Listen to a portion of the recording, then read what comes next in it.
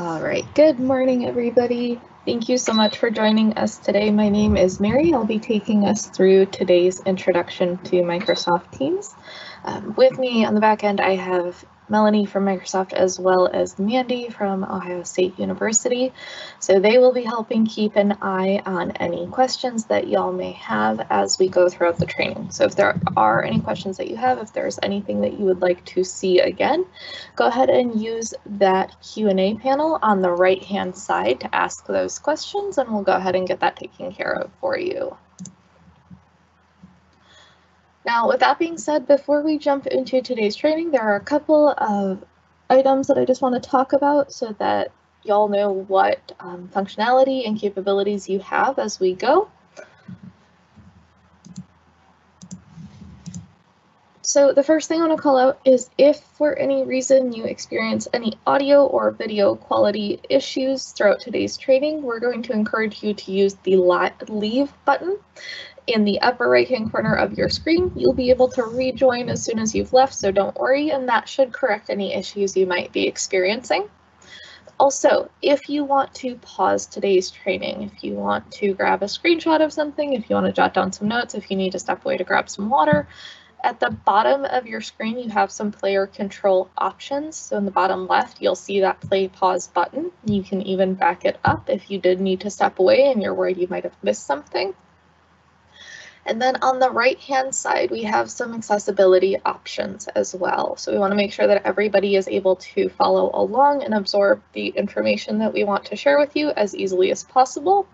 So if you open up that settings or gear icon, you'll notice some options. The first one is being able to control playback speed. So if you would like to slow me down at all, or if you did back it up, if you did back up the training and you'd like to speed it up, you can definitely do that. Underneath of that, you'll be able to turn on captions or subtitles if you'd wish to do so. And you have some settings around that you can control. So if you want to make the text bigger, if you'd like to change the color, or even toggle on or off background transparency, definitely go ahead and do that. So what I'd say is take a moment to kind of get settled in, make sure that you are as comfortable as possible, and we'll go ahead and start taking a look at our agenda for today's training. Now, as I said, we're here to talk about Microsoft Teams. Now, look at our agenda for today. We are going to talk about how Teams can help you communicate with the people that you work with at Ohio State University or other classmates, teachers, whatever the case may be, through chats, meetings, channel posts. We're going to talk about how you can collaborate inside of Microsoft Teams with your different Office and Microsoft applications. And we're going to talk about how you can customize Teams to make it work for you. Because of course, everybody's day is going to look different. So what we want and need to do inside of Microsoft Teams will be different. What we want to get notified on will be a little bit different. We'll talk about how to make all of that really customized to suit your experience. And then at the end, we always like to leave some time open for any last minute questions that you may have, if there is anything you'd like us to go over again, and we'll talk about some next steps as well.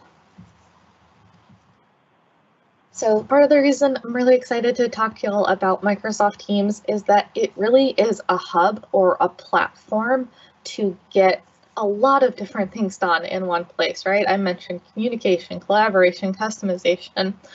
It's a place where you can talk to people at Ohio State University in one place. It's also where you can work on files and collaborate inside of one area, brings those applications and tools together. So if you're like me and you're on a computer and you have maybe more programs open throughout the day than you wish you did, or maybe you should, it's nice to not have to jump between some of those programs. And that's where Microsoft Teams is really going to come into play. Now with that, of course, comes the need and the use, or comes the ability to stay connected no matter which device you're using, right? So if you're on a Windows 10 device, if you're on a Mac device, iPhone, Android, web browser, whatever the case may be, you're going to be able to access and use Microsoft Teams and stay connected and collaborate with everybody.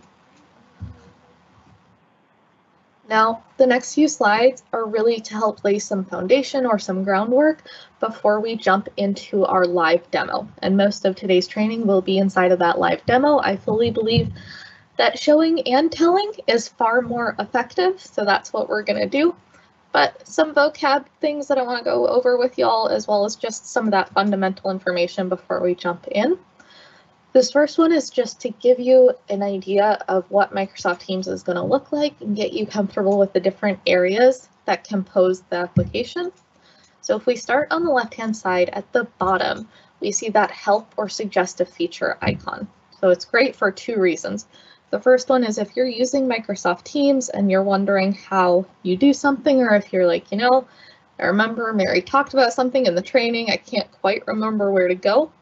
That help area is fantastic. It has tons of different articles and videos, but they're incredibly short. So they're all 2 to 3 minutes or less. Most of them are shorter, and they're broken down into very specific areas so you can find what you're looking for and then get on with your day.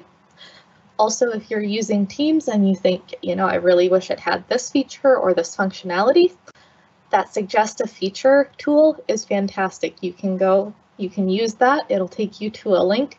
You can see what other ideas people have suggested. You can upvote them and you can submit your own ideas. Because Microsoft is all about, you know, constantly trying to improve and make this as functional for everybody as we can. And then on the left-hand side there in that purple bar, that's what we call our navigation pane. So that's where we're going to jump around between the different areas that make up Microsoft Teams. So if I want to take a look at my Teams and Channels area and then move into my chat, move into our activity icon, I can do all of that there. And those are all things that we are going to take a look at and walk through and introduce you to today. Now in the upper left-hand corner, the very top there, if I'm in the desktop application, which is what I will be showing all of you today, we have those navigate back and forward arrows. So if I was just looking at a file inside of Microsoft Teams and then I jumped into a chat conversation and I wanted to quickly get back to that file, instead of kind of clicking into the team that maybe it was shared in or searching for it, I can just use that back arrow and jump back to where I just was. And then in the top middle, we have what is arguably one of my favorite parts of Microsoft Teams, which is that search or type a command bar.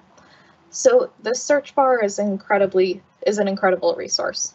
I can put any keyword that I want into that search bar. It will search everything that I have access to inside of Teams. So from messages and posts that I have access to that I'm able to read, it'll also search the people that are inside of Teams with me. And it will search any files that I have access to inside of Microsoft Teams. So files that have been shared with me or files that exist in a team that I'm a part of. And it searches not only the title of that file, it searches the contents as well. So if I put a keyword in there and that word exists somewhere in that file will show up on my results list. And then last but certainly not least, in the upper right-hand corner, we have our profile or settings icon. And this is where we're going to take a look at today when we start to talk about customizing Microsoft Teams for you. Because this is where we're going to go to do things like customize the notifications that we receive and how we receive them. So it's got a wealth of information in there for us. Now, one of the most common questions that we see asked is, what is the difference between a team, a channel, and a tab? So let's go ahead and start to talk about that before we get into that live demo.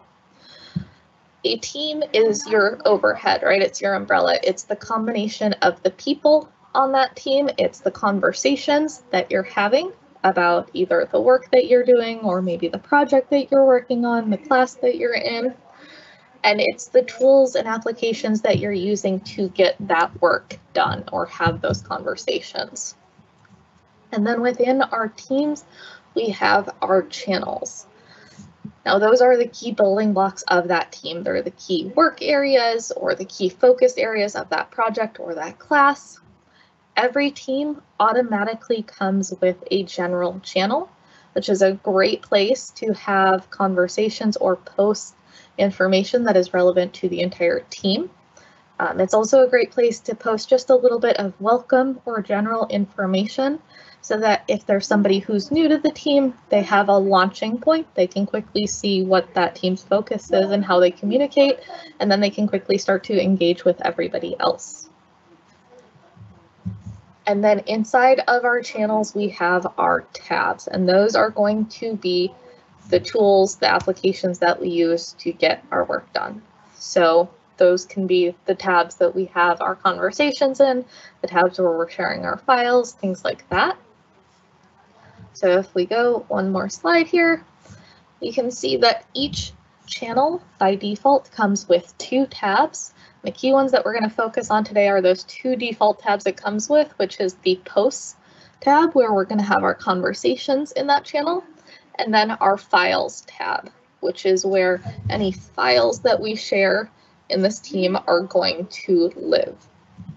And then as needed, we can add other tabs to this channel, again, depending on what tools or files or websites we're really utilizing to get our work done in that area. So without further ado, let's go ahead and actually jump into our live demo. Before I do that, I do just want to press pause. I want to check in with Melanie and see if there are any questions that have come up about anything we've talked about so far before we get into Teams. We are good, so move on and show us Teams. All right, perfect. Thank you so much. So we are in the desktop application of Teams, as I mentioned. Now, since we just talked about the difference between teams and channels and tabs, let's actually go ahead and start in our Teams area, which is where I am right now. If we take a look at that navigation pane that we introduced, we can see that I am in my Teams area, and over here I can see the different teams that I am a part of, as well as the different channels that exist in those teams. And at the top in the channel that I'm in, I can see the different tabs, just like we talked about. Now, I do want to talk to y'all about how you can create your own team, if that is something that you want to do. Oh, we're going to go ahead and get that out of there. So if I come down to the bottom, we have this join or create a team. We're going to go ahead and start there. And I would say if y'all want to, I'd encourage you to try out creating your own personal team. It's a great way to kind of get comfortable with it and start to play around with some of the features that Teams has to offer. So we'll go ahead and go here. And we are going to come up to create team. And so now it's going to ask us what type of team we want to create. If we're creating a team for a specific class, if we're creating a professional learning community team, so a team focused on an educator working group. If it's a staff team, so a team focused more on admin and development, or if this is an other team. So for teams around groups, study groups, anything like that. And since we are talking about kind of building that individual team to give us a place to try things out and get comfortable, that's what we're going to start with today. We're going to go ahead and use that other group. And now it's going to ask us to give it a name. So recommendation when you're naming a team is you don't typically want to go longer than 4 words. Once we go over 4 words, depending on screen size, the names of teams might start to get cut out. And it also, we just want to keep it short and concise, easy for everybody to kind of read and understand. So we'll go ahead and call this OSU team for right now. We're going to keep it short and sweet so y'all don't have to listen to me type too much. And then we can give it a description. Now, best practice recommendation is to always add a description to your team. Again, that way as people are added or join the team, they understand and know kind of what that team's purpose is, what the focus is. That being said, again, for the sake of expediency and so that you don't need to listen to my keyboard too much today, I'm going to ignore my own advice and we're going to skip the description. And then I'm going to pick the privacy of this team. And my 2 options are going to be either public, so anybody would be able to join if they wish. They wouldn't need to be approved. They can go ahead and take a look at the team. If it's something they're interested in or think would be a good fit, they'll be able to join. Or I can set this to private so that only the owners of this team will be able to add members and they will need to approve those members being added. Now, since this is a practice area specifically for me and a couple of the people that I talk to and work with, we're going to go ahead and leave this as private. And I'm going to go ahead and say next. It'll let us know that it's creating the team. It'll usually take just a few seconds, and then it'll ask me if there are people I want to add to this team right away. So if there are people that I know need to be on this team or are going to be helping me, I can go ahead and get them added. I'm going to go ahead and we'll say let's add Melanie for today.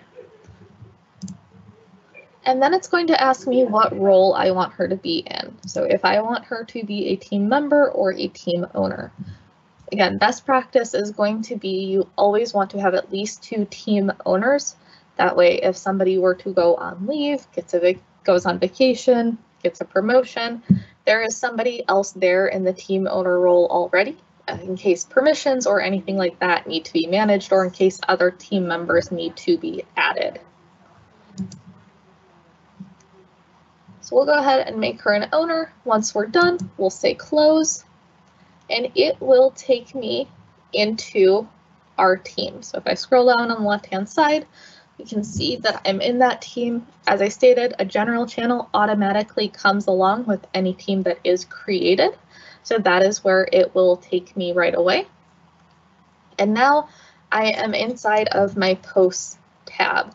So as I mentioned, this is a great place to have those conversations, especially if there were, let's say there was an email that I was going to send out to the members of this team about some of the work that we're doing or a project that we're working on. Instead of going in and sending that email and then waiting for people to hit reply all, or risking the potential of people replying to different pieces of the email, and then we have multiple chains going on that we're trying to manage, it's really great to be able to come in and post here. And this way people can come in and reply to this post if they're on this team, they can interact with it. So we can all still stay engaged and communicate that it's in one area, and now I don't need to worry about cleaning up my inbox. So let's go ahead and actually take a look at creating a post. We're going to go ahead and go to new conversation. And what I can do here is I can start typing my message or my post. If I do this and I hit enter, we'll go ahead and just say welcome to the team. It creates what I call a plain text post. So it gets our point across, right? As I mentioned, people can come in and reply to it if they want to. They could even hover over this and just give it a simple reaction if that's something they wish to do. And those reactions are really there because it's a nice, quick way to acknowledge that you've seen that post or acknowledging that you've read it without necessarily needing to reply, just to say, yes, I see this, or yes, got it, yes, understood. Right, so different ways to communicate. But if I want to make something that's a little bit more eye-catching, or there are some other things I'd like to do with this post, we have those options. So if I go back down to new conversation, I'm going to actually go down to this little A icon right in the bottom left, and this will expand our text box. And so now I have more formatting options available, some basic text formatting options. I can even start a bulleted or numbered list if I'd like to do that. The other great thing I can do is right where it says new conversation. If I click on that drop down, I can go ahead and change this to announcement. And so now I get a headline, I have this banner, I can change the background color if I wish to do so. We could go ahead and really make this,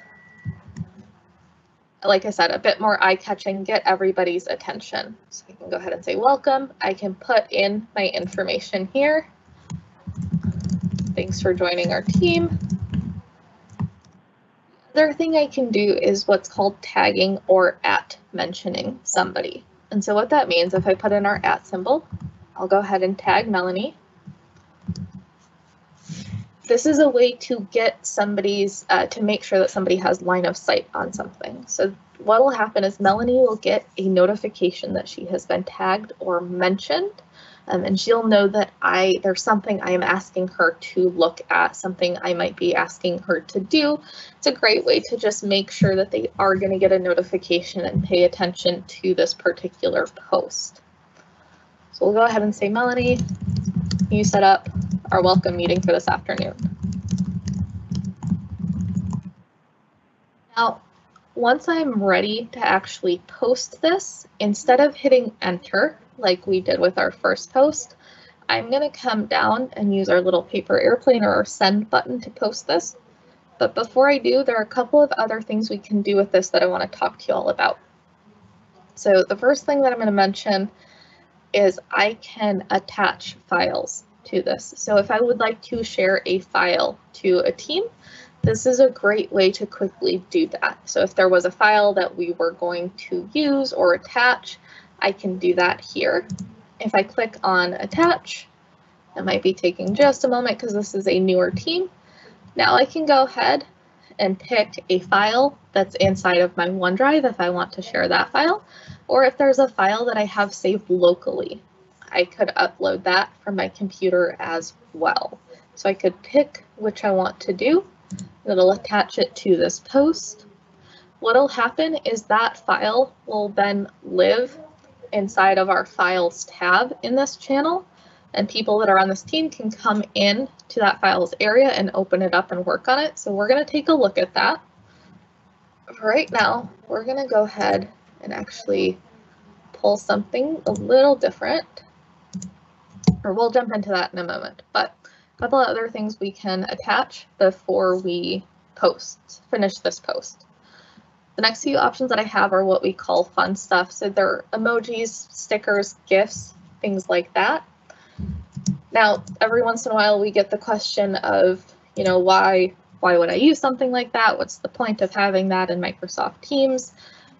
Here's the thing. Some of us get a little shy behind computer screens, especially with working and learning remotely. It can be difficult to get some people to engage or come out of their shell.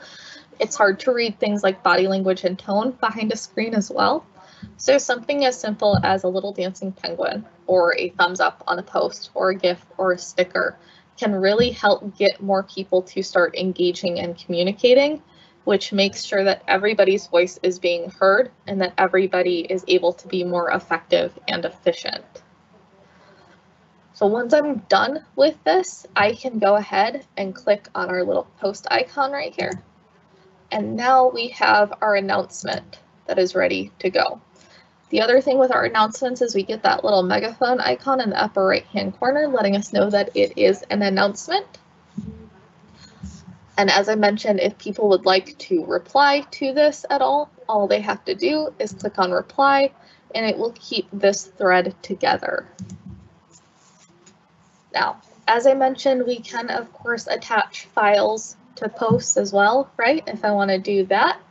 Looks like Melanie has gone ahead and responded that she can set up that meeting, which is great. If I wanted to, I could give that a little heart as my way of just saying thank you. So we're going to go ahead and take a look at how files work inside of Teams, since we did and just talk about how we could, of course, attach files here. So we're going to move up to a different team for the moment, and I'm going to just check in with Melanie while we do that and see if there are any questions that have come up around creating a team or creating a post that we should cover before we jump into those files. Yes, somebody had a question earlier if it is possible to link a OneDrive folder to a team for file sharing, and I believe the answer is not exactly, because Teams is using SharePoint instead, but maybe you want to talk about that a bit. Yeah, absolutely. So that's a really great question. So to Melanie's point, to back up just a tiny bit, anytime that we create a team inside of Microsoft Teams, a SharePoint site is automatically created on the back end. And so what that means is any files that we share, any files that we upload to our team are going to be stored on that SharePoint site. Now, one thing that I can do that's great is if there was a folder that has a lot of files that I've been working on inside of my OneDrive, for example, and I do want to share them with my team, what I can do is if I go into the Files tab right here at the top, I can actually, right under Upload, choose if I'm going to upload a file or if I am going to upload an entire folder. And so what that means is if I did want to grab an entire OneDrive folder of files, I can do that. It'll upload all of those files for me automatically. It will just create a copy of those files that will live on the SharePoint site for this team. And we are going to take a look at that, because one of the great things about uploading and sharing files inside of Teams is, just like if we shared a file through OneDrive, I will be able to open that file up and work on it with other people at the same time. So we are going to jump into that in just a moment. But hopefully that helps answer that question. If not, definitely let me know. And I'll go into that a little bit more in depth. Melanie, are there any other questions that I should kind of address before we continue on? I think we are just seeing some questions more so about file sharing via Teams versus directly from OneDrive. Okay. And maybe we can talk a bit about best practices when it comes to sharing files, if they should be saving files in the shared OneDrive folder, or I think they meant the SharePoint folder for the team, and then sharing it with Teams. Otherwise, there are just some questions about tabs and how we can add files and tabs. But yeah, I think that's a few things we want to address, but I know we are in that section anyway, so thought I should bring that up. Nope, that's perfect. I really appreciate it. So let's go ahead and spend some time talking about those files since we are here. So as I mentioned, we have different ways that we can share a file to a channel, right? So I can do it through creating a post and attaching a file to that post. I can come into the Files tab and upload a file or an entire folder if there's a file that I've been working on that I want to share with this team. I could even start a new file from our files area. So I could go into new and start a new Word document or an Excel workbook, PowerPoint deck, whatever the case may be that I want to get started here. Now, we're going to talk about some best practices, but I want you all to kind of understand how it works if I have shared a file to a team, right? So as I mentioned, if I share a file to a team, if I upload a file to a team, that file is now stored on the back end in that SharePoint site that was created for this team. So once I've either posted and added that file, or I've come into files and uploaded here, it will always live on that SharePoint site on the back end. What that means and why that's great is if I go into, for example, this Teams meeting agenda file that has been shared, you'll notice it opens up still inside of Teams. So I don't need to jump between programs. I don't need to jump out of Teams, anything like that. I can come in and work here. Also, what this means is anybody else that is on the team with us will be able to come in and access and edit this particular file. And they can do that at the same time. So that's what we call co-authoring. And what that means is if Melanie or anybody else was in here with me, I would see their little profile picture icon with their initials right next to where it says copy link. It would assign them a specific color as well. So she would have a colored ring around her profile picture, and that would correspond to the cursor color that she's been assigned in this file. And so if she was making changes, I would be able to see any changes that she's making in real time, and I would be able to make changes at the same time, and she would see any of those changes in real time. So we can have multiple people in here making those changes, and this file is being automatically saved as we work on it. So once this has been shared or uploaded to our channel, it's always going to be in our channel. We can come in and work on it very easily. I don't need to worry about resaving it. I also don't need to worry now about sending a copy of a file out to multiple people, asking them to make changes, waiting for them to send it back, and then trying to manually merge those changes.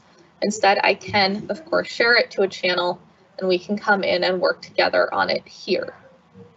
Now, as I mentioned, right, this opens up directly inside of Teams, which is fantastic because I don't have to leave the Teams program. But if I did want to open this up in my desktop application for any reason, at the top we do have that open in desktop app button, and it will pop me into the desktop app. I will still be working on the file that is stored in Teams, so I'll still be able to see if anybody else is in there with me. I'll still be able to see those changes in real time. All of the changes are automatically being saved, of course, so I don't need to do anything different. It's just now open in the desktop application of Word for me. Now, one of the questions that we commonly see is, how do I make sure I'm not making a change on top of somebody else? So as I mentioned, inside of Microsoft Word, for example, I'll be able to see where their cursor is. I'll be able to see those changes right away, so I'll know exactly where they're at. Inside of PowerPoint or Excel, which are cell-based applications, the program will actually lock the cell that that person is in. So nobody else will be able to go in and make a change to that particular cell until the first person is done.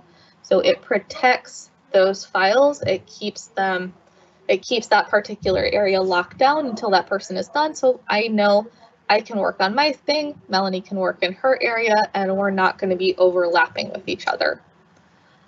The other really great thing about this is if I had been gone for a while, or if somebody had been in a file working on it, and I hadn't been in there for a while, when I open the file back up, you'll notice at the top there is this catch up button that I can use.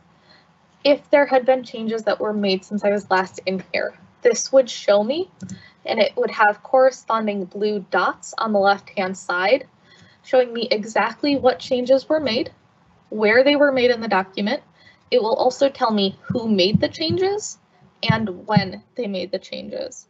So it gives me all of that information in one area. Also, a couple of other things that I want to address about our files. So I'm going to go ahead and close this area. We're going to go ahead and close this file for just a moment. If I want to, if this is a file that we are using quite a bit in this particular channel, if this is something we are in a lot, this is a great area. It might make a lot of sense to add this as a tab. And so what that means is, we'll notice I have a post tab and a files tab. I can add other tabs if I'd like. We're gonna go ahead and bear with me for just a moment, y'all. I'm just gonna quick do something because we're having a tiny bit of an issue with this particular team. We're gonna go ahead and actually come back to our OSU team that we set up so that we can look at what adding a tab looks like. So let's go ahead and actually walk through what uploading a file looks like first. I'm gonna come into upload and we're gonna go into files.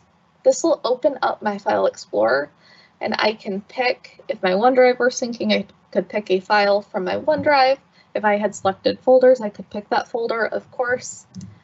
If I have a file that is stored locally at all, I'll go ahead and pick that file and click on open, and it will get that added for us. Now, as I said, if this is something that we use quite a bit, it might make sense to add it as a tab so that it lives at the top of our channel. People can quickly click into that file and access it from there instead of coming into the Files tab itself. That file is still stored on the SharePoint site on the back end. It still lives in the exact same place. We're just minimizing the number of clicks that somebody has to do to get into that particular file. So I'll go ahead and go to the plus icon to add a tab. And from here, I am going to add a Word document.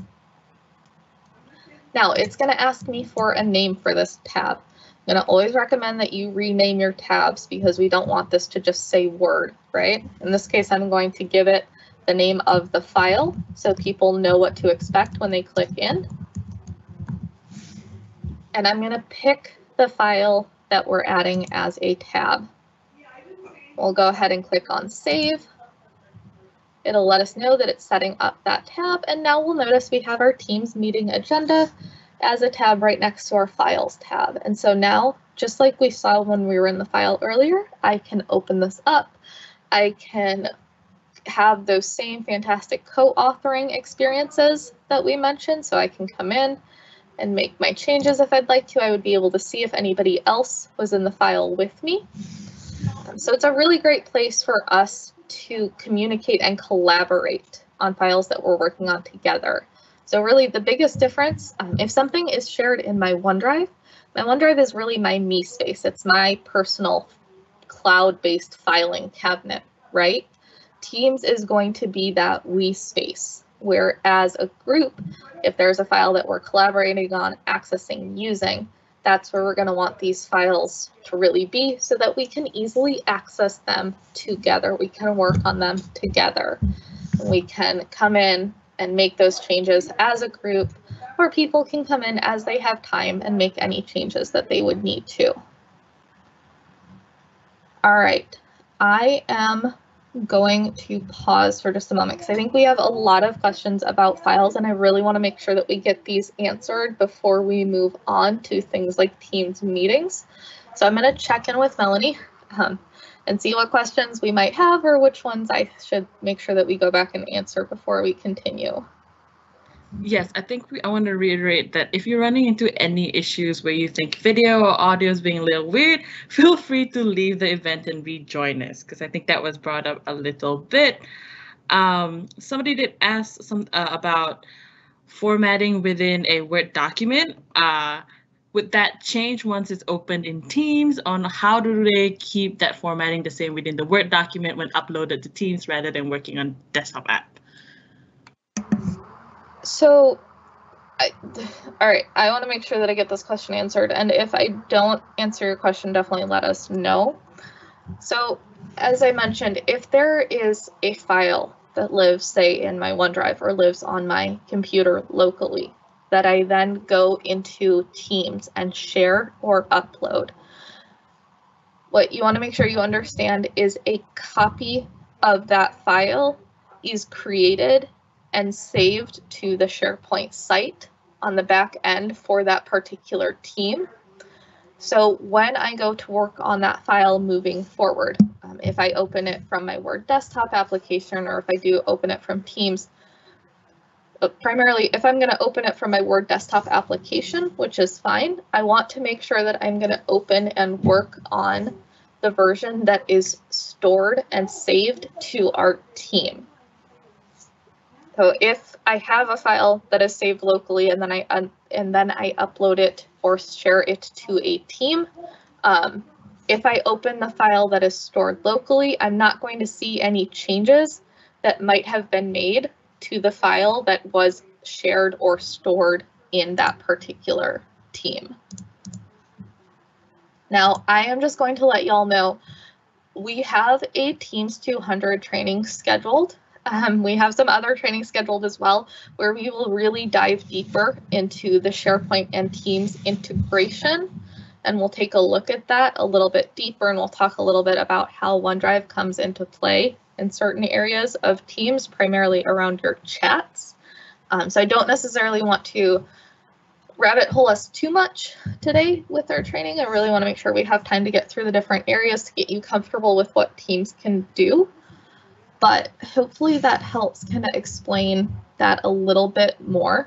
And we'll, in the future trainings, we'll also take a look at what that SharePoint site looks like on the back end. So if you have questions about that, or if there's something you're curious about that, I promise we will be addressing those in some of those future trainings. All right.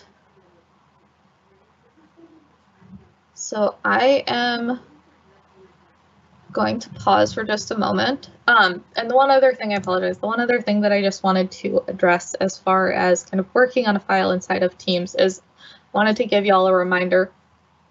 If for any reason you want to work on this in the desktop application instead of working on it inside of Teams, you're able to do so very easily. Just use that Open in Desktop app, or if you're inside of your Files area, if we go into that file, if we go into the ellipses next to that file, it opens up a menu, and I can go to Open and Open in App. So if we're working on a file here and it's a little bit more comfortable for us to work in that desktop app, we can very easily do so, and do so with the confidence and knowledge that we're still working on that file that has been shared inside of Teams. So again, OneDrive is my me space. That's my personal filing cabinet. If there's a file that we're going to be working on as a group, or that I'm going to share with a lot of people that we're going to be working on, that's where I'm going to want to use Teams, which is backed up by SharePoint. So that is the we space. So OneDrive is my me space, SharePoint is the we space. That's that collaborative area. If we're going to be working on files as a group, I'm going to encourage y'all to really look at sharing them to a channel in a team so that you can work on that file there. All right, also, just so y'all know, we'll go through this more in depth, but we'll take a look in our future trainings at if you need to do things like restore prior versions of a file, or if something accidentally got removed or deleted, we will take a look at how you can do all of that in the Teams 200 in those future training sessions, I promise. I do want to make sure that we get through some of our other basic intro to Teams content. So I am going to pause. Melanie, any other major questions that we should address before we move forward? I think we can move along, and to Mary's point, we can get those specific questions answered. But for now, I think you've covered the basics of files and the sharing bit. So why don't you cover other parts of Team that we want to learn about, like things that are very exciting. Yeah. But otherwise, I will definitely come off mute and let you know. Okay, perfect. Thank you so much, Melanie. So let's go ahead. And as I mentioned, I know y'all are asking some fantastic questions on that Q&A panel. They are working on answering them, so just bear with us. But for right now, let's go ahead and move on to the next area of Teams. So we've talked about how we can create our team. We've talked about how we can have and start those conversations in our posts, right? Talked about how we can share and upload some of those files that we have. And as we saw, right, in our post area, we talked about the fact that we're going to have a welcome meeting. So I do want to make sure we talk about how we can set up, create, and have our Teams meetings and the different ways that we can do that. So with Microsoft Teams meetings, there are two ways I can set them up. I can set them up inside of Teams.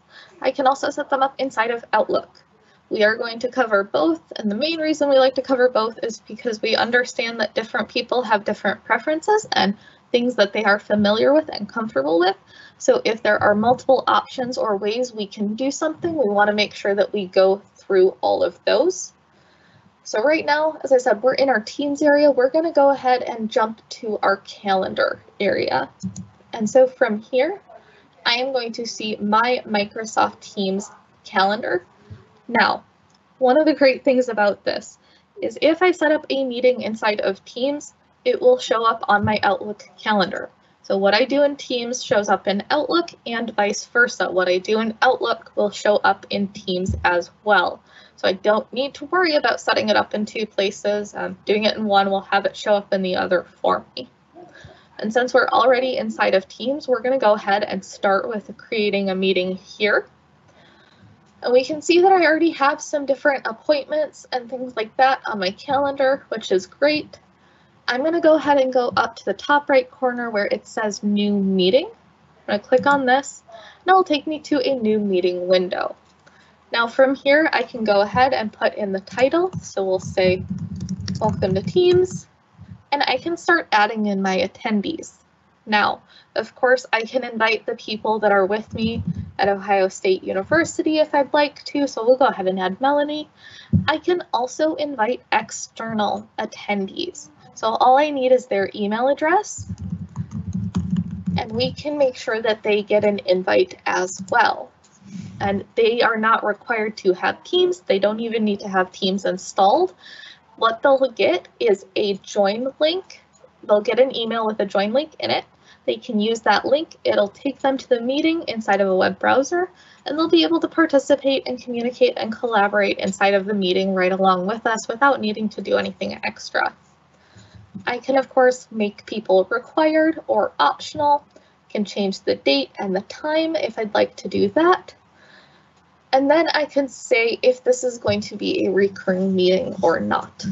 And then if I need to add any details or descriptions, I can do so here.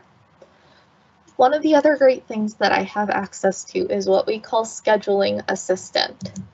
So from inside of Scheduling Assistant, I can see when people are available that are with me inside of OSU.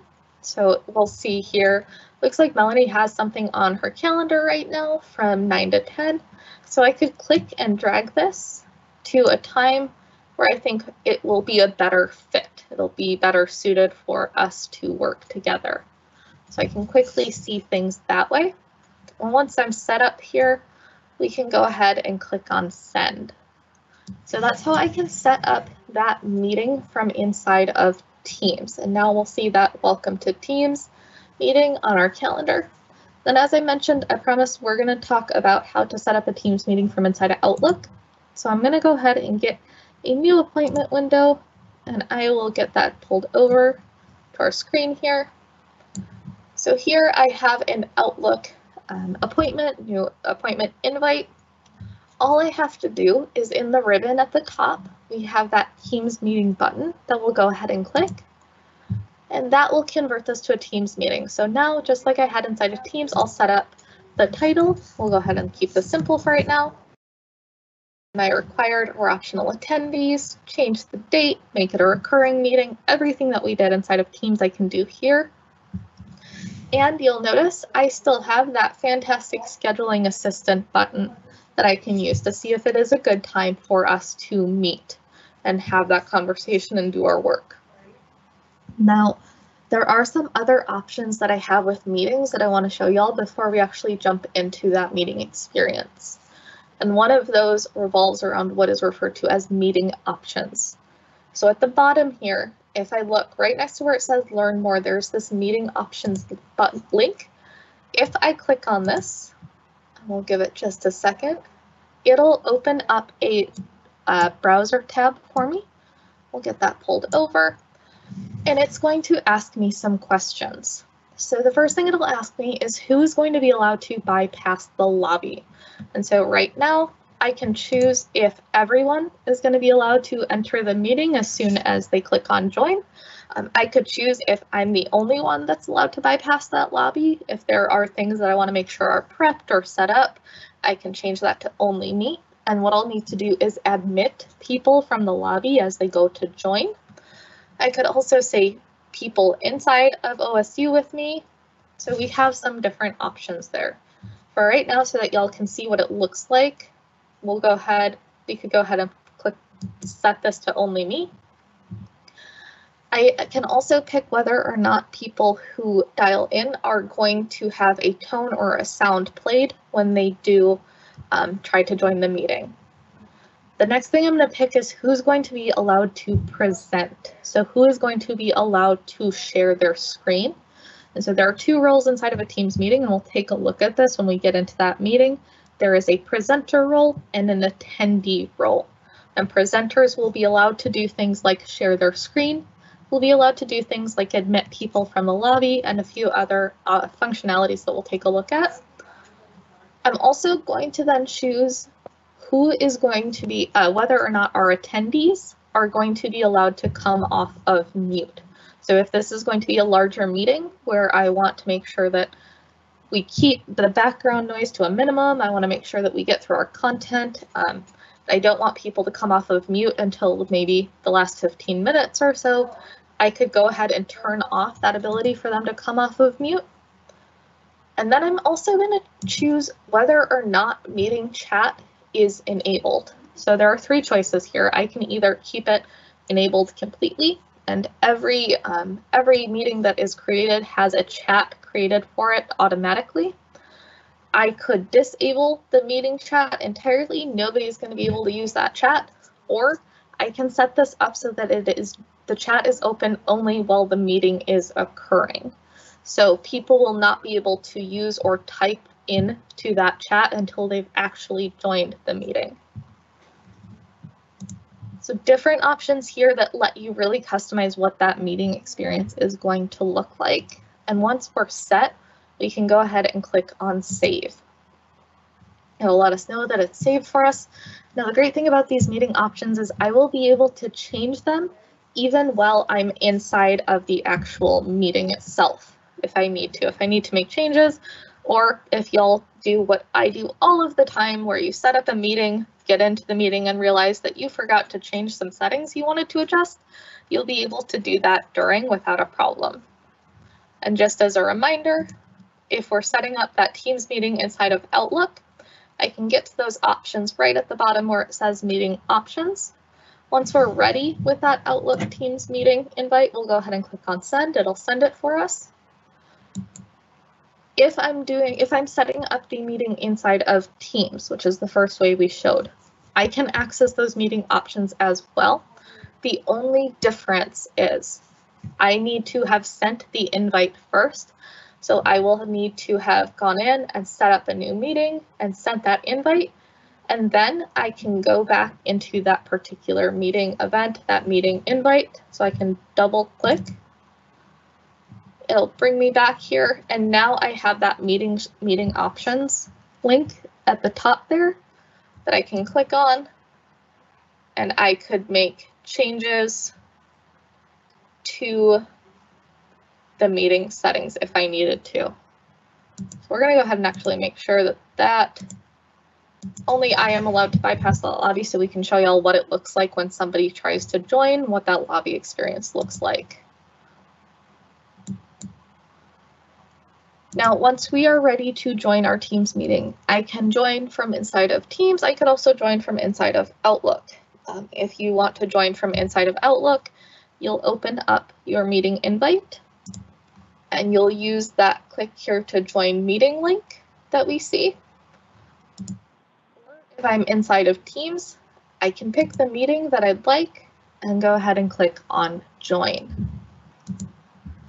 Now, what this will do is it will take you to what we affectionately refer to as the dressing room or mirror first. So before we even get into the meeting, this is a great place to make sure that you're set up and your settings are the way you want them before you join. So the first thing we can do is make sure that our camera is on or off as needed or as we want it to. Given that it's a Tuesday morning, nobody really needs to see my face right now. We'll go ahead and leave our camera off. And then I can make sure that my microphone is muted. Now, best practice recommendation, no matter what, even if you're going to be the very first person talking in that meeting, is to always join your meetings muted. The great thing about that, especially as we're working remotely, right? Background noise happens. I have dogs that are well behaved, but they try to say hello to everybody. As soon as I join a meeting, somehow they know when I'm joining that meeting. They try to bark and say hello. And not everybody seems to find that as adorable as I do. So go ahead and join that meeting muted. You'll be able to come off of mute once you're inside. So once we are good, we're set, we have this the way we want it, we can go ahead and click on join now. It will connect us.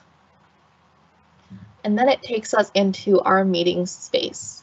So now we can see that currently I am the only person inside of this meeting, where it says waiting for others to join. Now, that lobby experience that I mentioned, we have this set right now so that I'm the only person allowed to bypass the lobby. So it gives us this pop-up letting us know that Melanie is waiting in the lobby for us. If there were multiple people in the lobby, this would say there are multiple people waiting in the lobby, and I could either click on admit all, or I could click on view lobby. If I click on view lobby, it's going to open up our participant pane here, and it will show me exactly who is there, who is waiting. And so I could admit or decline them one at a time, or if there are multiple, there will be an admit all button right next to waiting that I can click on to admit everybody all at once. We'll go ahead and let Melanie in. And now I can see that Melanie is in this meeting with me. There are other options and other things that I can do from this participant pane that I want to talk to y'all about today. But before we dive into that, as I mentioned, with those meeting options, those settings that we took a look at, right? Mentioned you can change those inside of the meeting. That's not a problem. I can get there by going to the ellipses at the top of my screen to more actions. and going into meeting options. It's going to be the second one down. This will open up a little meeting options pane on the right-hand side where I can see all of those options that we noticed earlier. So if I wanted to open up that lobby, I can do that. If I want to give everybody the ability to be a presenter, we can set that here. Or if I did actually want to change my mind, if I want to say that I'm the only one who's allowed to present or share my screen right now, I can change that very quickly. What's great is anybody else that's in the meeting with me, even if they're already inside, will have their roles automatically adjusted. So I don't need to do it one at a time. And then I can choose if they are going to be able to come off of mute. So right now we'll go ahead and take away Melanie's ability to come off of mute. We'll go ahead and save this. Now, if I go back into that participant pane, we are going to see here that Melanie is now an attendee. So what that means is she is not going to be able to admit people from the lobby like we just saw. She also will not be able to come in and mute other people. So if everybody had the ability to come off of mute and we noticed that people were getting a lot of background noise, right next to where it says attendees, as well as right next to where it says presenters, there would be a mute all button that we could click. And that will mute everybody except for myself. So it'll mute everybody except for the person who hit the mute all button. It's a great way to minimize that background noise without interrupting what I'm saying. So she's not going to be able to mute other people. She also will not be able to share her screen. Now, there are still ways for Melanie to interact and communicate. There are ways for myself, there's ways for me to interact and communicate as well. At the top, of course, I could come off of mute or turn my camera on, but Melanie's not going to have that option right now. So the two options she could use, the first one is going to be that meeting chat that I mentioned, right? So every meeting comes with a chat automatically. So we could open this up and send messages here. We could say, please ask for questions here. Notice that creating a chat message is very similar to how we saw we created a post in a channel earlier. I can type in my message. I could open up some formatting options if I wanted to, attach a file or use some of that fun stuff. We'll go ahead and click on send. And we still have those reaction options that we saw earlier as well. So very similar, consistent experience across the board. The other thing that Melanie could do is she can use what we call the raise your hand feature. So at the top of our screen, if we hover over the button just to the right of the chat icon, we're going to notice some different things here. And the first one right underneath is that raise your hand. Now, if somebody raises their hand in a meeting, it will highlight their screen or their square. It puts a little hand raise icon in the bottom left of their square, and we'll be able to see it in the participant pane as well. So people that have their hand raised will move to the top of either the attendee list or the presenter list, depending on which role they are in. The other really nice thing about this is right now, Melanie does not have the ability to come off of mute. We took that away. If she did raise her hand in this meeting, I could use, just like she has here, I could hover over her name and go into the ellipses here, go into more actions, and now I'll be able to give her the ability to come off of mute. So now, instead of needing to give all of the attendees permission to come off of mute, I could actually do this one at a time, depending on who has their hand raised. I can go ahead and say allowed to unmute. She can come off of mute and ask her questions or share her thoughts. And then once she's done, I could go in, and just like we gave her the ability to come off of mute, I can take that away again. The other thing I could do is I can lower her hand for her. So one of the things that I do all the time is I raise my hand, I ask my question, get my question answered, and now my brain is on to the next 5 things that I want to ask or share or see, and I forget to lower my hand. So I can come in and lower her hand, go ahead and take away that ability to come off of mute, and that way if I see Melanie's hand up again later, I know it's a new thought or a new question that she would like to have addressed, not a continuation of her hand being up from earlier. Some other options that I have here within our participant pane. If I go back into that menu by Melanie's name, you're going to see two options. One is to pin and one is to spotlight. So we're going to start with pin. If somebody, let's say, was sharing their screen and there was also an ASL interpreter on the line and I needed to be able to see them side by side, if I needed to see that ASL interpreter while the screen share is happening, I can pin those two views to my screen. It will put them side by side for me. The nice thing about this is it does not impact or affect anybody else's view. So this isn't going to change or alter what anybody else sees. If Melanie needs to pin something different, she is able to do so. What spotlighting does is it highlights that person's video feed for the entire meeting. So it highlights that person's video feed for everybody else that's in the meeting with us. So that does impact and affect everybody else's view. So if Melanie was our main speaker for this meeting and she doesn't need to share her screen, she's just here to share and communicate information with us, I can go ahead and spotlight her. And that way it makes her front and center for everybody else. Now, as an attendee, Melanie will not be able to spotlight other people. Only those of us that are in that presenter role will be able to spotlight people. But anybody, regardless of if they are a presenter or an attendee, will be able to pin things. So they'll still be able to pin any interpreters or any particular views that they need to be able to see to be able to fully engage and participate in that meeting. I can also from here go ahead and make Melanie a presenter. So if I've made everybody else in the meeting an attendee, but Melanie is going to be my co-host, she's going to help keep an eye on that lobby, make sure that people are muted or keep an eye on who is raising their hand, I may want to go ahead and make her a presenter. So I can go ahead and do that on an individual basis very easily. And now she'll be able to share her screen, mute people, lower their hands, all of that good stuff. A couple of other things that I want to talk about as far as our communication options go before we take a look at screen sharing. We'll go ahead and lower my hand. You'll notice here that right next to where I can lower my hand, we have some different reaction options. So things like a thumbs up or a laugh, an applause.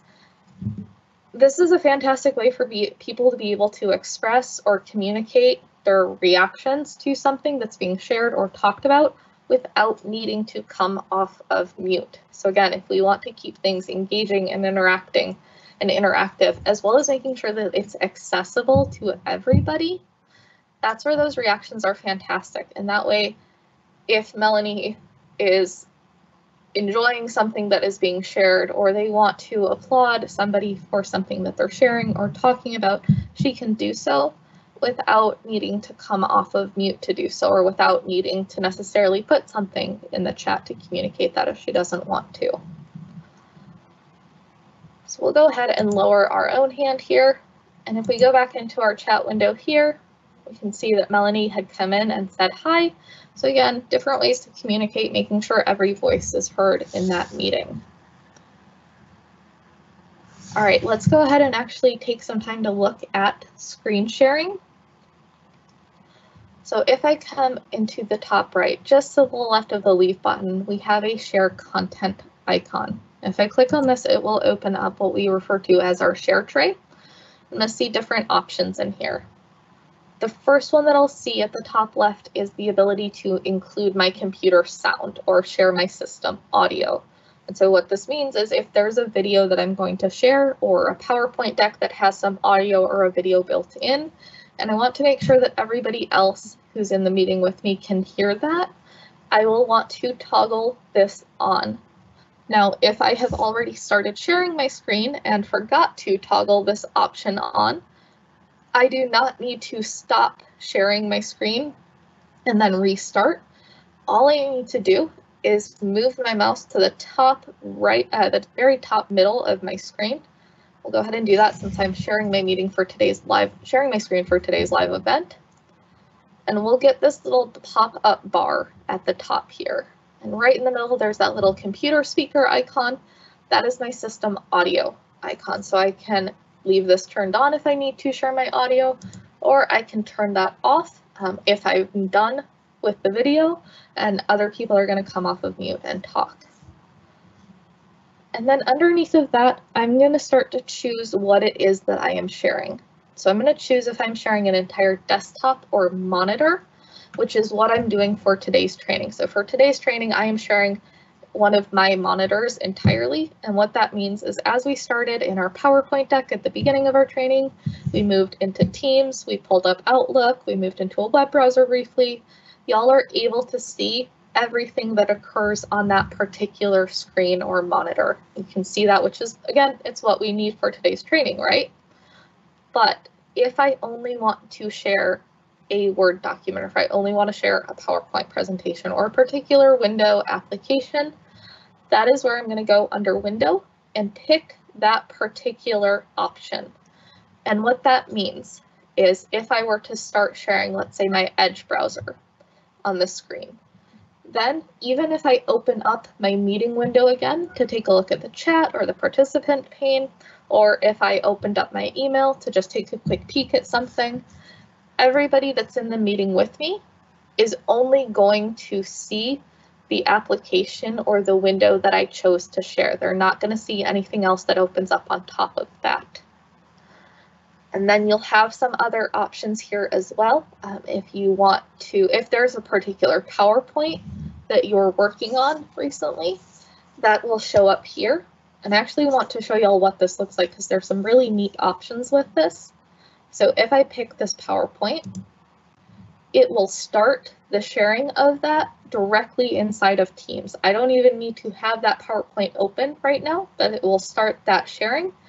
And now I can choose at the top here if I want focus mode on or off. So right now, people are going to be able to move through the PowerPoint deck on their own. So Melanie could flip forward and back throughout the slides on her own if she wanted to get through it a little bit quicker. If I want to make sure that everybody is on the exact slide that I am, they are forced to stay with me, I can go ahead and click on that. It'll put that little line through the eye icon for us, letting us know that they are going to only be seeing the slide that I am choosing to share. And now I could mouse or click through my PowerPoint deck as needed. And when I'm ready, we can click on Stop Presenting very easily. And it will end that screen sharing for everybody. All right. So some really fantastic options with the share content icon, different ways we can customize our meeting experience based on what we want or need to share. I also want to pause. There are some other options I want to talk about in our Teams meetings before we wrap it up, but I want to check in with Melanie and see if there are any new questions that have come in around Teams meetings that we should address.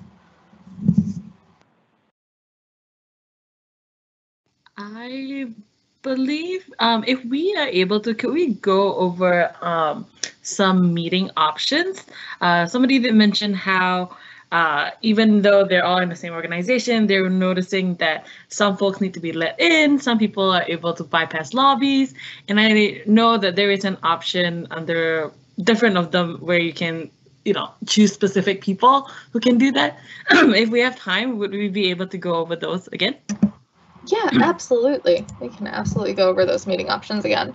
So let's go ahead and take a look at that. So as I mentioned, right now, those folks, if I go back to my participant pane, the folks that are in this presenter role specifically are going to be the ones that are allowed to admit people from the lobby for us. So if I want Melanie, or if I want others that are in this meeting to be able to admit people from the lobby, help let people in, I'm going to want to make sure that they're in the presenter role. If I want to make sure of that, or if I think, I need everybody to be in that presenter role, that's where I'm going to go into the ellipses at the top, and you're going to see ellipses all over Microsoft Teams, all over your Office products. It's our infamous way of saying, hey, wait, you have more options. There are more things you can do. So I open this up. I'm going to come back into meeting options here. And this is where, again, I can choose who's going to be allowed to bypass that lobby, if they're going to need to be admitted or if we're going to just let everybody in. And I'm also going to be able to pick who is going to, by default when they join, be in that presenter role. So currently, it's only myself that's in that presenter role. When we join, I went in and manually made Melanie a presenter as well, but anybody else that joins will join as an attendee. So they're not going to be able to admit people from the lobby. They're not going to be able to share their screen, everything we kind of talked about. If I need to change that, again, I can open that up to everybody's going to be in that presenter role, or I'm the only person that would be in that presenter role. Everybody else will come in as an attendee. We're going to go ahead and save this for just a second. If I go back into that participant pane here, if I made Melanie an attendee, if we pretend that Melanie had just joined, she came in as an attendee, we had other people in here as an attendee as well. Again, I can go in and manually, individually make specific people a presenter if I want them to help kind of manage the meeting options, meeting settings. If I do want them to be able to, again, admit people from the lobby, mute other people, anything like that, you can manually make those individuals a presenter, or through the meeting options that we just showed, we can open up who is going to be allowed to present on a wider basis. I am hoping that helped answer that question. Let me know if it did not, and we can definitely go into that a little bit more. With that being said, I want to go ahead and talk about a few other things here within our meeting before we leave this particular team's meeting. So if I come back into more actions here, there are going to be more options that I noticed that I have, right? And so the first one is going to be device settings. Now, if you're like me and you plug or unplug a headset in or a microphone in throughout the meeting, you might want to make sure that your audio should automatically kick over to what you just plugged in or unplugged. But if you want to just double check if you have multiple microphones plugged in for some reason, you can go into device settings and make sure that it is pointing to the correct audio device for your speaker and microphone. This is also where you're going to be able to do things like pick what view you have. So by default, it goes into our gallery view, which allows us to see up to 9 people's feed at once. It allows us to see up to 9 people's cameras at once in a 3x3 grid. If we are in a Teams meeting with at least 10 people, and at least 10 people have their cameras turned on, so at least 10 people need to have their cameras turned on for this to be an option, we could change this to large gallery view. And what that does is it allows us to see up to a 7x7 grid. It allows us to see up to 49 people's camera feeds at once. If there are more than 49 people's cameras that are turned on, I will see the others underneath in little squares, just like mine is here, and those will be next to each other right at the bottom. But I would be able to see up to a 7x7 grid. And then last but not least, if at least 5 people in the meeting have their cameras turned on, I would be able to toggle or turn on together mode, which gives us more of an auditorium style view. And I have a slide that has a photo of the large gallery and together mode on it. So I will show you all that before we wrap up today's training so you can see what that looks like. But again, if you're in a meeting and you have, let's say 20 people and you're wondering why large gallery is grayed out like it is right now, again, a reminder, at least 10 of those people need to have their cameras actually turned on for us to be able to enable large gallery view. Otherwise, the normal gallery view is going to show us everything that we need because, again, we'll be able to see up to 9 camera feeds at once. Now, if I would like to, I can go ahead and make this full screen to make this a little bit bigger. Then the 3 other options that I just want to briefly touch on. The first one is that I can turn on live captions during a meeting. So I can, during this meeting, again, from an accessibility standpoint and being able to engage, follow along, participate, communicate, can turn on those live captions and see what is being said as it's being said. I could start a meeting recording if I did need to start that recording.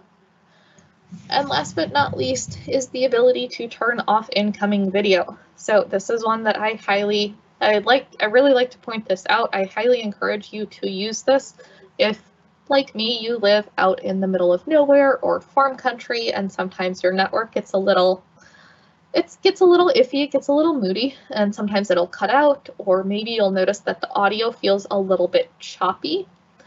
Being able to turn off incoming video should help smooth out your audio. It'll redirect your bandwidth and network to smoothing out that audio connection. If somebody is sharing their screen, you will still be able to see the screen share, and it doesn't force shut off anybody's cameras. It doesn't change anybody else's view. It just turns off your ability to see the incoming video feeds of other people. So as I said, it just helps kind of smooth out that audio connection a bit. All right, so we've talked quite a bit about all of our different meeting options here, from being able to see who's in the meeting with us, being able to share our screen, come on and off of mute, or turn our camera on as needed. The one other thing that I wanted to touch on before we leave today's training, because we have been talking about some of those accessibility options, right? If somebody is screen sharing, if somebody's sharing something and on our end it feels a little small, it's a little hard to read, we could of course ask the presenter to zoom in. But the other thing that they could do, if somebody was sharing their screen with us, we'll see if it'll let us do this here. So if I pretend that Melanie was sharing this PowerPoint deck, what I can do is I can hold down the control button and use the scroll wheel on my mouse to zoom in or out. I could also hold down the control button and use the plus or minus buttons on my keyboard to zoom in or out. It only impacts my view again, because I'm the one that wants to be able to see things a little bit easier. And that way I can zoom in and have an easier time viewing and following along on that screen share. All right, I am going to pause and check in with Melanie again and just see if there are any other questions that we should address before we leave our Teams meeting and start to talk about chats. I think your demo just covered a few questions that we did get. Otherwise, I think we're okay to go on, and we can handle the questions on the back end. But if anything big comes up and we need to go over, I will definitely let you know. Perfect. Thank you so much, Melanie. All right. So we've talked about our meetings, right? As I mentioned, every meeting has a chat automatically created on the back end. So let's go ahead and talk about the different chat options or chat types that we can have inside of Teams to be able to communicate. So we'll go ahead and leave our meeting. Now, one thing I want to call out, actually, and I apologize, is I could go ahead and use this leave meeting button, and that will remove just me from the meeting. Everybody else would be able to continue their conversation, would be able to stay in and continue working together if they wanted to. If I want to end this meeting for everybody, I don't necessarily want people lingering here. The meeting's over. I need people to continue on with their workday, or I know that they have other things that they should be doing. There's a drop-down arrow right next to leave that, as the meeting organizer, I can use to end this meeting, and that will end it for everybody. It will remove everybody from the meeting immediately. And it does it all at once. So you have those two options. So we'll go ahead and end this meeting. And we're going to go ahead and go into our chat area. So we started out in our Teams area. We've taken a look at our calendar. Let's go ahead and talk about those chats that we have. So here I can see that meeting chat that we were just in, our Welcome to Teams meeting. And meeting chats are available before, during, and after our meeting. So if we needed to continue the conversation after the meeting has ended, we can do that very easily. I also can have one-on-one chats, so private conversations with people like I have with Pierce or Tim, and I can have group chats, so chats with multiple people. For example, we have the Dream Team chat, where we have multiple people in this chat and we're talking about different things. The nice thing about group chats, as you've noticed here, we have this group chat. It has a very specific name. If I take a look at a group chat, up at the top, just next to the name, there's this little pencil icon where I can rename this chat. So what I like to do is I do like to rename those group chats so that I know exactly what kind of conversation or what topic is being discussed or what kind of work we're focusing on in that chat.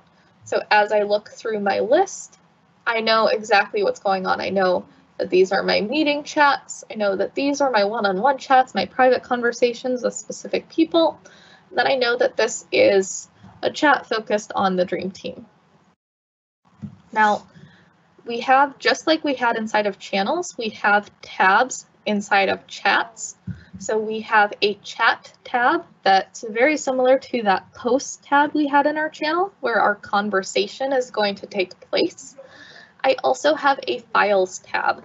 So I can share a file in a chat. If I do need to share it with somebody, we want to work on it in our particular little chat here, I can do that.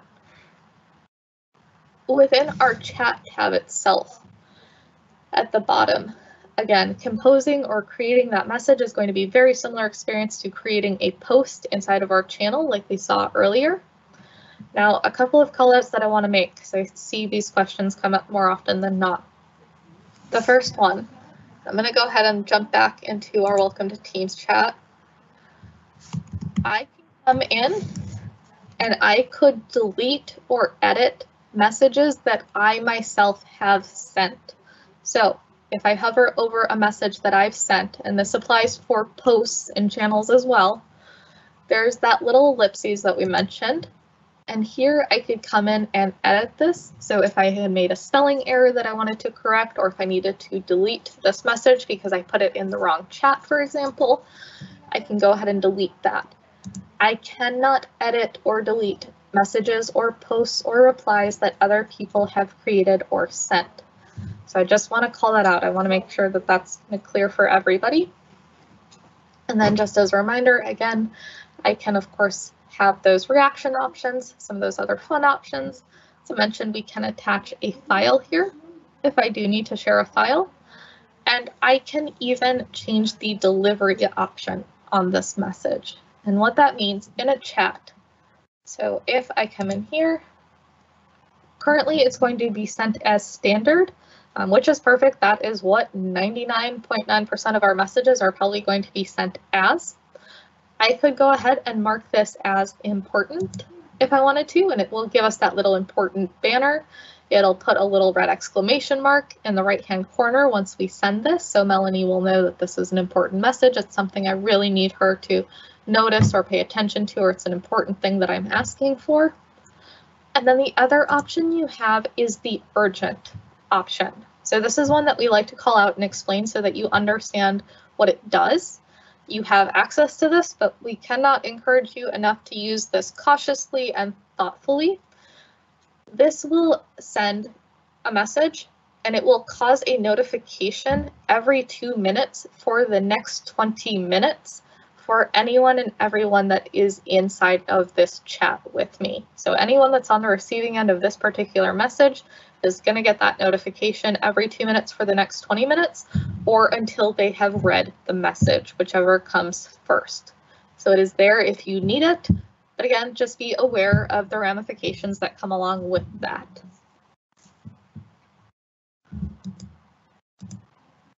And then a couple of other things that I want to make sure we touch on before we open it up for more questions. We've talked a lot today, right, about the different types of activity that can occur inside of Microsoft Teams, from posts and replies to posts inside of channels. Talked about how we can add people to teams. We can use tagging or at mentioning. We can have our meeting chats. We can react to things, just a whole lot of different work and things that we can participate inside of Teams, which starts to beg the question of how do I get notified about what's going on inside of Teams, as well as how do I control what I'm getting notified about inside of Teams. So there are two different notification types that you can receive. The first one I want to talk about is that banner or pop-up notification. And y'all may have seen this as we went throughout today's training. You may have noticed in the bottom right-hand corner, there was a little purple window that would appear occasionally letting me know about different things that were happening that were relevant to me. I can also receive a notification in my activity feed. So if on my navigation pane, I go to the very top left, there's this little bell with activity. This is where my notification feed is going to live.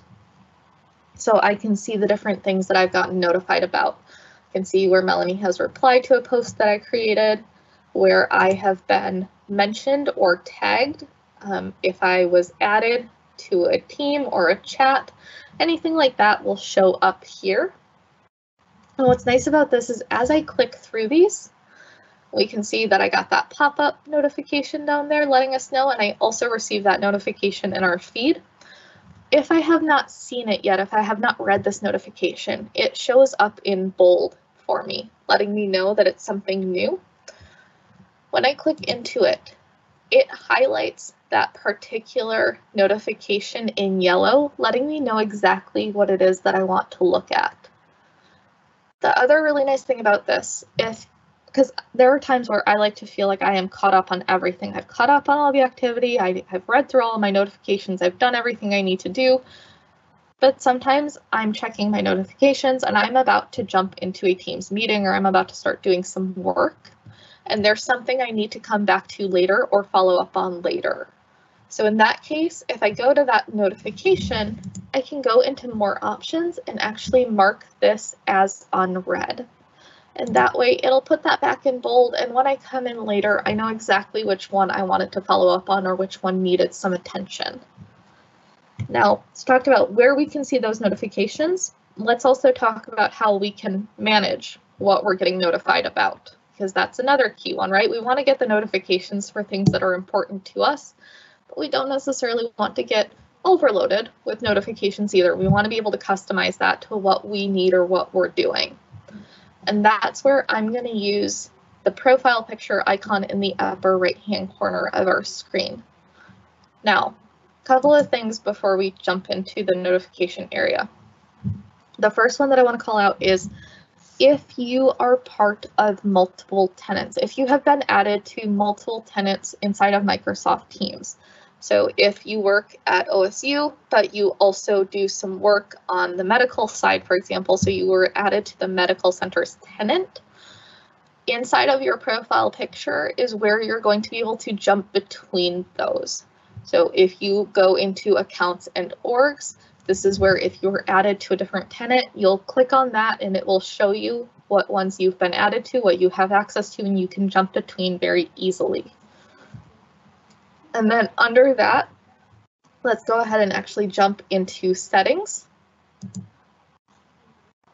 And this is where I have some different options for as far as my view or my layout goes.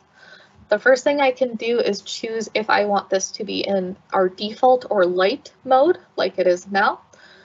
From a visibility standpoint, making this easily accessible, easily visible, or if I am on my computer a lot during the day and all of the white space starts to get to be a little hard on my eyes, could change this to dark or high contrast mode as well.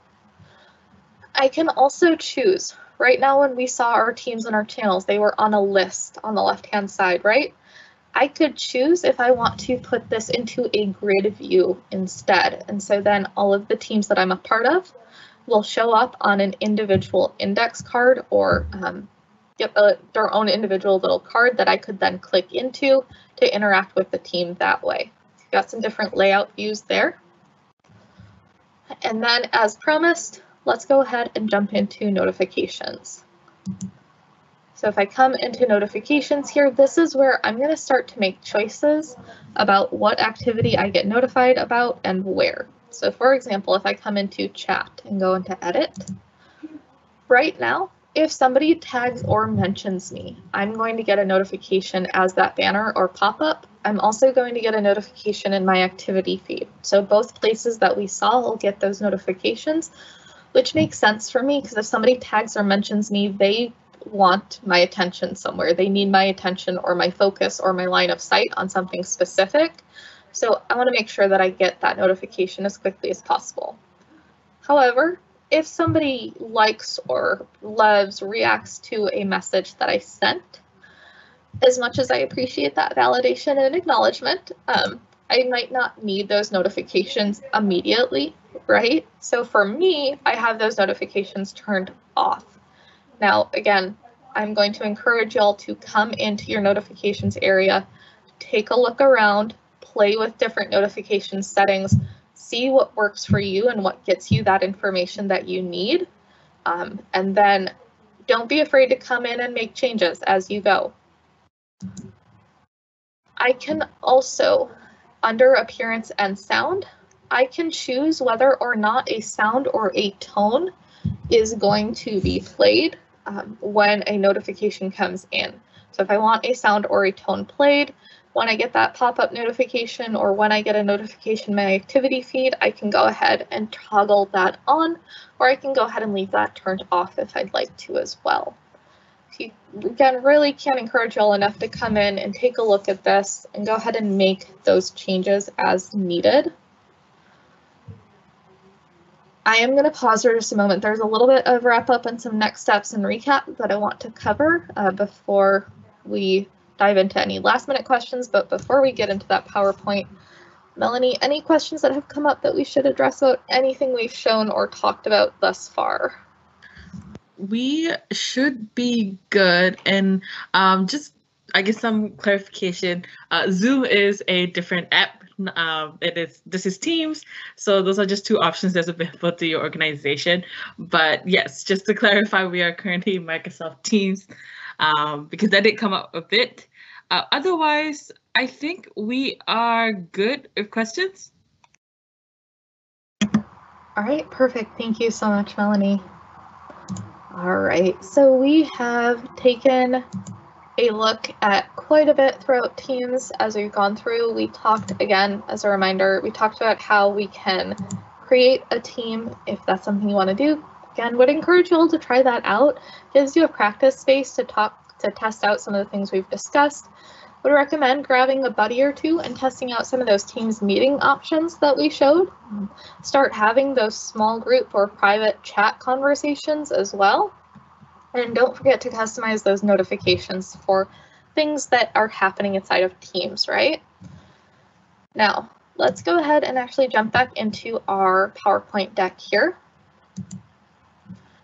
So I mentioned those new meeting views, those large gallery and together mode options. And as I said, we've got this nice little slide here. So this top view is the large gallery view where we can see and up to a 7x7 grid, up to 49 people's camera feeds at once. And on the bottom, we have that together mode where we can see at least 5 people's camera feeds in more of an auditorium style feel. Different ways to help build that engagement and have some fun, especially as we're remote or virtual. And then a little bit of recap on what we've talked about throughout today's training. So we've talked about how we can communicate with people. We can spend a little bit less time in emails. We can have those chat conversations, meetings, channel posts, everything like that. We can collaborate inside of Teams and inside of our channels by sharing files and having that fantastic co-authoring experience. And we can customize Teams to make it work for us by customizing that meeting experience that we took a look at, customizing our notifications and settings to really make it work and fit what we need on a daily basis. And then some tips that I always like to share with everybody before we wrap up. The first one, we talked a little bit about this. You're always going to want to make sure that you have at least 2 owners of a team. But again, if somebody goes on leave, on vacation, is promoted, you have somebody else there to add members or manage permissions, anything that might be needed. Also, go ahead and take some of those routine email chains and start converting them over to chat conversations or channel posts in a team. You can use that area to, again, share those files, work on them, have those conversations inside of one area instead of needing to jump between programs. Don't forget to leverage those meeting options, right? Making sure everybody's voice is heard, everybody gets to contribute and be engaged between raising their hand, sharing their screen, pinning, spotlighting, all of those fantastic tools. Go ahead and use those @ mentions or tags to ensure that people have line of sight. Or if there's high priority content that you need to share, making sure that people have visibility and that they're notified about that particular information. And then the last one really is my favorite just because it is so true. Yes, Teams is a culture shift, right? Learning any new tool is culture shift, so you're going to have to build new habits, drive new habits, have some patience with yourself, give yourself some grace, and do me a favor and just dive in and give it a shot. It's a learning process. I promise it's beyond worth it. I live inside of Teams on a daily basis right now. It'd be very hard for me to do my job without it. So there's a lot you can do with it. Please don't be afraid of going in and trying things out. That is what it's there for. It is one of the best ways to learn, quite honestly. Now, we are going to be here for about the next 20 minutes. So if you have other questions that you would like to ask, other things you would like to have us show again or dive a little bit deeper into, we're going to leave this time open for that. If you are going to take your leave of us, that is completely fine. We'll give you back some time in your day. I really do want to thank y'all again so much for joining us today. I have one last favor to ask. I'm going to put our survey link up on the screen here, and we are going to post it in the featured tab of the Q&A. If you could take 90 seconds and fill that out and let us know what you thought of today's training. Let us know what you liked, what you learned, what you would like to learn more about. It helps us continue to customize this content for you and make sure we're getting you all of the information that is important to you. We aim for 8s, 9s, and 10s, but again, we want to know your feedback. We're constantly looking to improve and do better. Otherwise, we're going to leave the next 20 minutes open. I'll put a little bit of background music on if we don't have too many questions coming in. And have a fantastic rest of your day. Hopefully, we will see y'all again soon at a future training.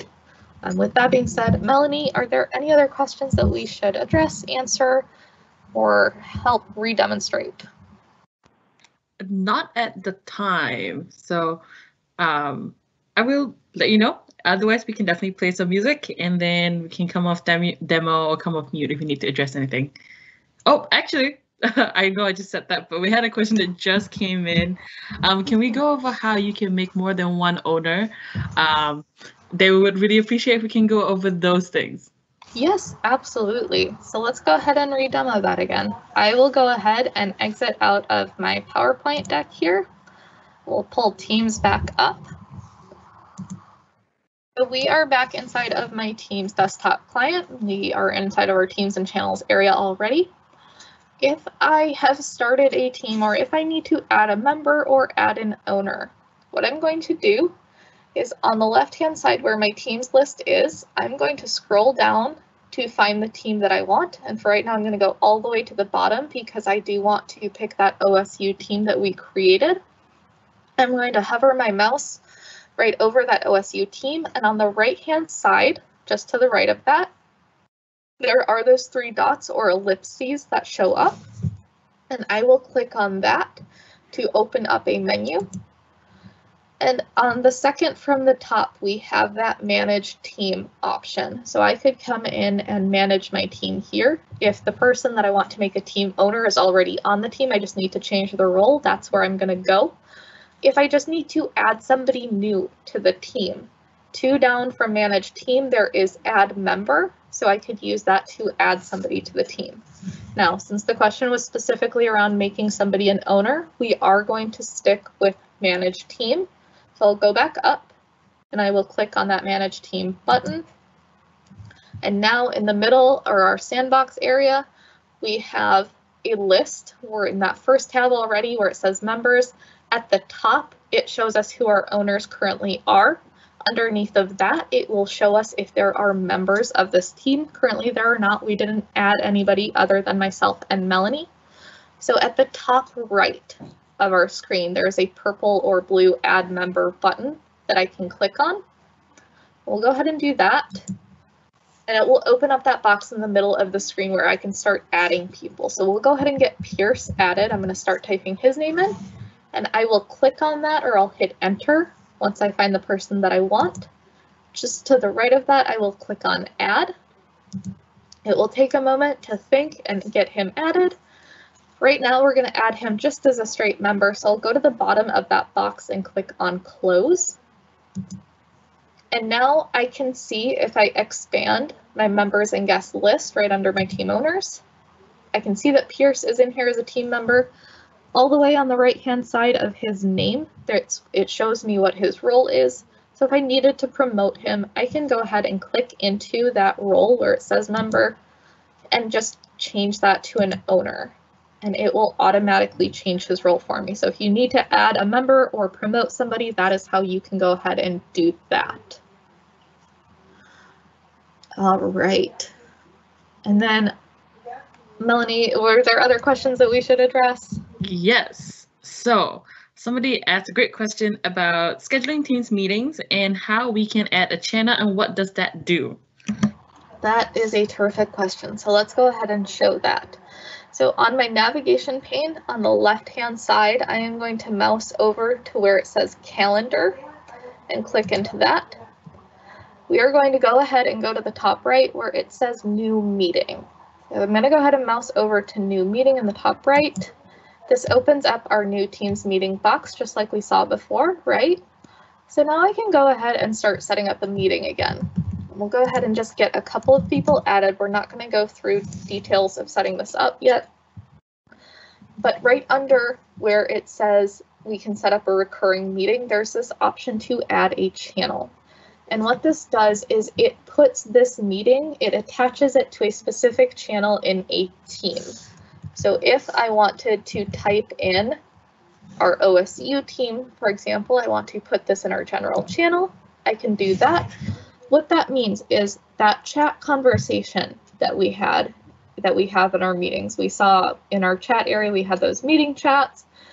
We'll still have that chat option for this meeting, but that conversation will show up in the channel that we have attached this to. So in this case, it will show up as a post in our general channel in our OSU team.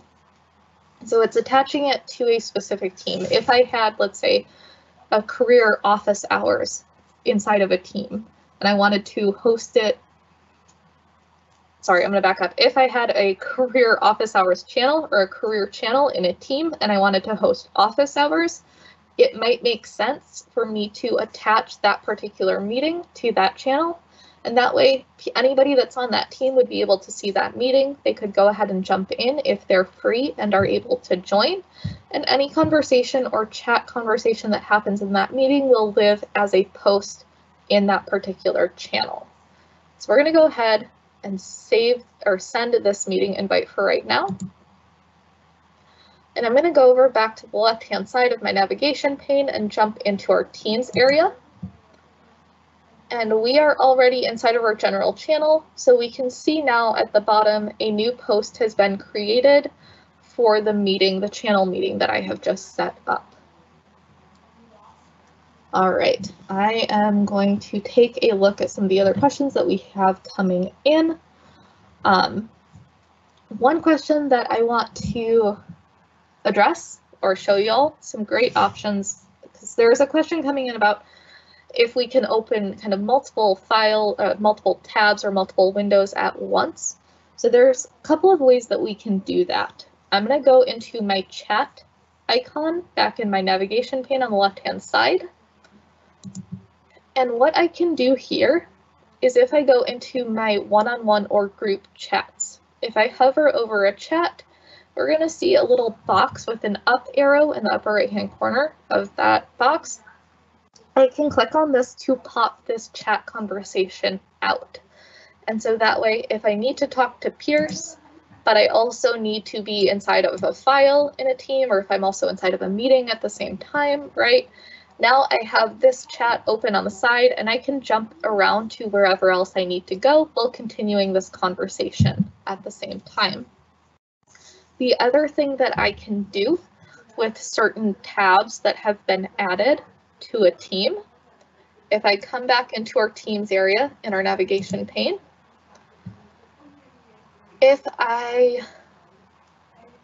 we'll go ahead and see if it will let us do this with our meeting agenda here. And it might not yet, which is fine. With certain tabs or with certain applications, depending on what you've added as a tab, you may have the option to pop that tab out itself if you wanted to. So if we were using something like Planner or Forms as a tab, we could potentially pop that out into a separate window as well, so that we have that separate from our Teams desktop client. And the other thing that I want to call out is, as we saw with our meeting earlier, that did pop out into a separate screen for me. So it left my desktop client free and clear so I could jump back and forth as needed. Now, if you've been participating in Teams meetings and you're noticing that it's not popping out for you, what I would encourage you to check or take a look at is under your profile picture or settings icon. If you come in here and go down into settings, if we scroll down just a little bit, we're going to stay in the general area, but right under application, second up from the bottom is this turn on new meeting experience option. You'll want to make sure that this is checked, and that will make sure that your meetings pop out, again, leaving your desktop client free and clear so that you can navigate back and forth if you would like to do that. All right. I am going to just take a look again at our different questions that we see coming in. Again, I just want to remind everybody, I know we've got about 12 minutes left. We do have a Teams 200 as well as some additional trainings coming up. So we will dive a bit deeper into some of the other options that you have around Teams. The goal of today was to give everybody an introduction, get y'all comfortable with some of the things that you can do, right? Get you comfortable with what some of those options are so that you have a chance to jump in and start playing around with that. And Teams 200 will definitely start to dive into some of those more advanced options to help make you even more effective and efficient. Now, I did see a question about being able to opt out of meeting chats, so I want to show y'all how we can do that. And again, we'll jump into this a little bit more in the Teams 200, but if I come back into chat, what I can do with any meeting or with any chat, for example, if I don't want the notifications that are coming in about it, if it's starting to get a little chatty or a little noisy and I'm trying to focus, if I hover over that chat conversation, again, we're going to see those infamous ellipses. I'll go ahead and click on that. And I will have the option to mute this chat. And what that does is it doesn't delete the chat. It doesn't do anything. It doesn't remove it from my recent list. It just mutes the notifications that I'm getting about it. So I don't need to worry about continuing to get pop-up banners or notifications in the activity feed about chats that are coming in. Just helps kind of keep things a little bit quieter and more organized for me. All right. I know we've got a couple of more questions that we will go through our Q&A panel and get those answered for you. For right now, I am going to go ahead and put our survey slide back up. So I know we've got about 10 minutes left. Again, thank you all so much on behalf of myself, our team at Microsoft, our amazing team at Ohio State University. Thank you so much for joining us today. I hope everybody has a fantastic rest of your day. Please don't forget to grab that survey link on your way out so you can share your thoughts and feedback with us. And hopefully we will see you all again soon.